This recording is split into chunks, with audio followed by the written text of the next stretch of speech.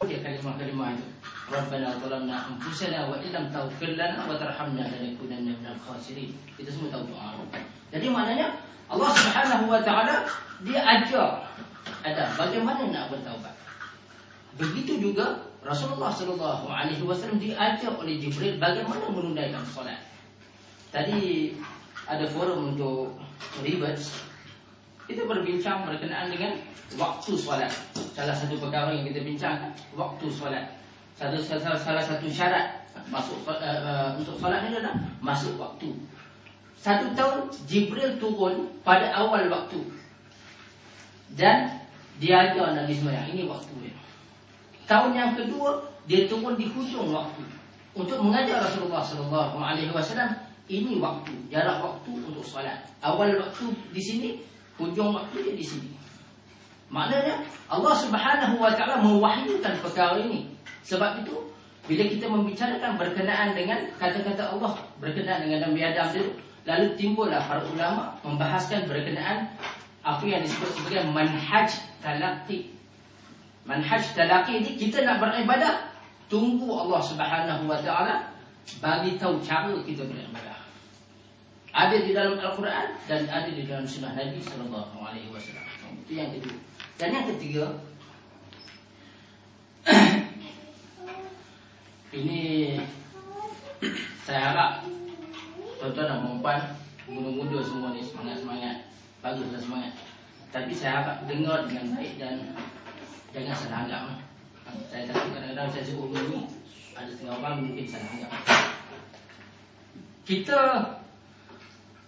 dalam kuliah kita juga kadang-kadang kita bercakap macam hari itu bila kita bercakap berkenaan dengan akidah, ada kesesuaian, ada ruang kita bercakap dengan berkenaan dengan hukum hudud, kita bercakap dengan hukum qisas. Dan kita mahu benda ni tuan-tuan. Dan kita sebagai orang Islam patutnya dalam jiwa kita ada bercita-cita untuk perkara ini wujud di dalam masyarakat Islam.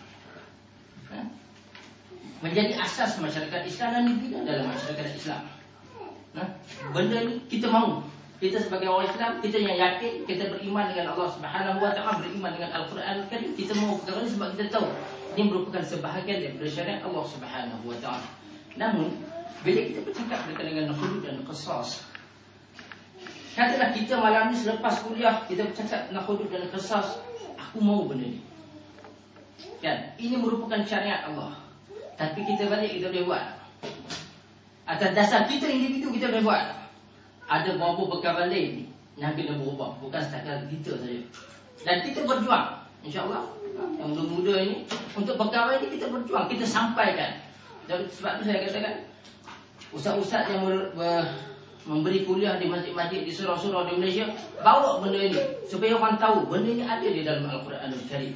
Itu merupakan sebahagian daripada proses untuk kita menyedarkan masyarakat. Sebab perkara ini tanpa kesedaran masyarakat, tanpa perkara-perkara lain, dia mustahil untuk wujud benda ini. Namun bila kita bercakap berkaitan dengan solat cara Nabi, sifat solat Nabi, sifat wuduk Nabi, kita tak payah tunggu tuan-tuan. Balik kita dah boleh buat. Itu yang saya nak kita faham.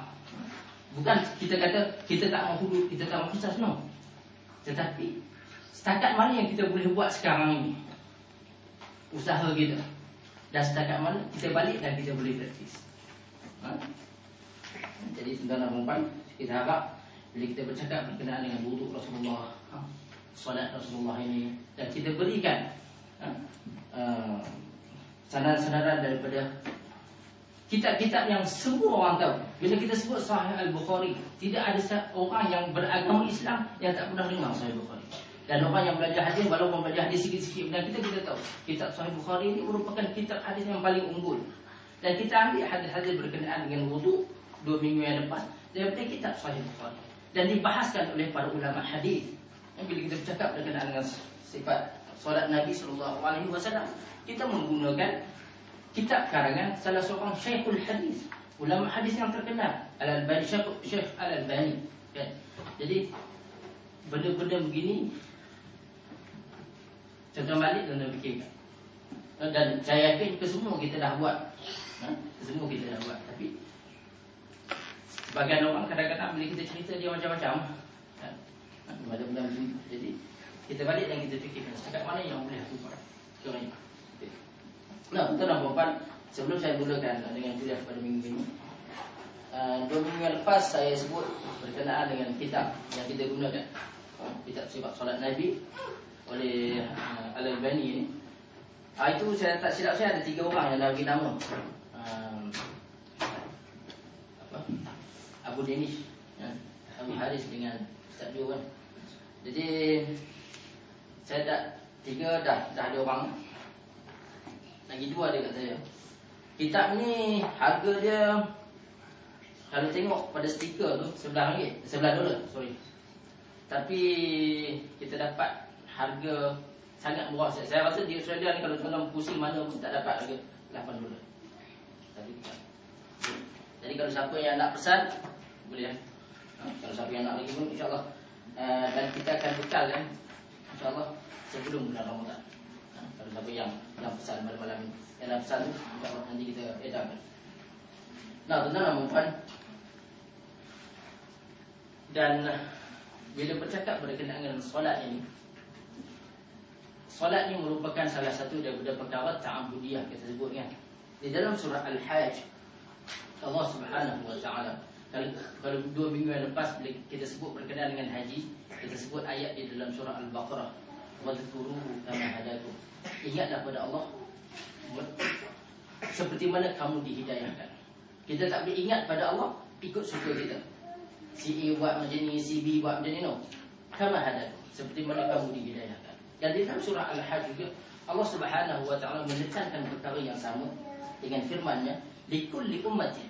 Setiap umat itu Allah sebut ja'alna mansaka. Dijadikan pada mereka ini mansaka. Cara-cara ibadah, manasik, rituals. Ritual ditetapkan kepada mereka. Tak boleh cita-cita. Ditetapkan kepada mereka mansaka. Ritual. Sebab tu bila kita sebut bab haji ada satu hadis yang terkenal orang selalu sebut berkaitan dengan haji. Nabi sebut khudhu anni manasikakum.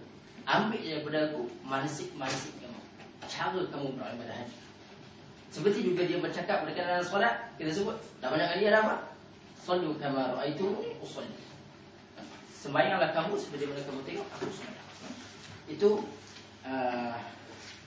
permulaan kita insya-Allah pada minggu ini. Nah, sebelum saya masuk bab solat ini, saya ada khusus. Ada beberapa perkara yang diminta untuk kita terangkan. Pertama berkenaan dengan itu kita dah habiskan basuh berwuduk.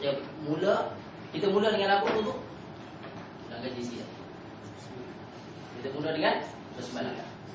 Kalimah basmalah. Lepas itu kita basuh tangan hingga pergelangan. Sunat ke wajib? Pada keadaan biasa dia sunat. Bila dia wajib? Bila kita bangun tidur.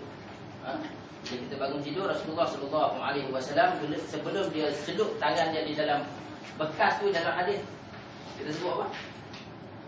Bekas air tu. Kita sebut 2 minggu lepas bila Humran hamba Sayyidina Uthman bawa bekas air tu, bekas tu dalam bahasa Arab dia inak. Bekas air. Dia tak bawa dua kolam, dia bawa satu bekas air. Okay.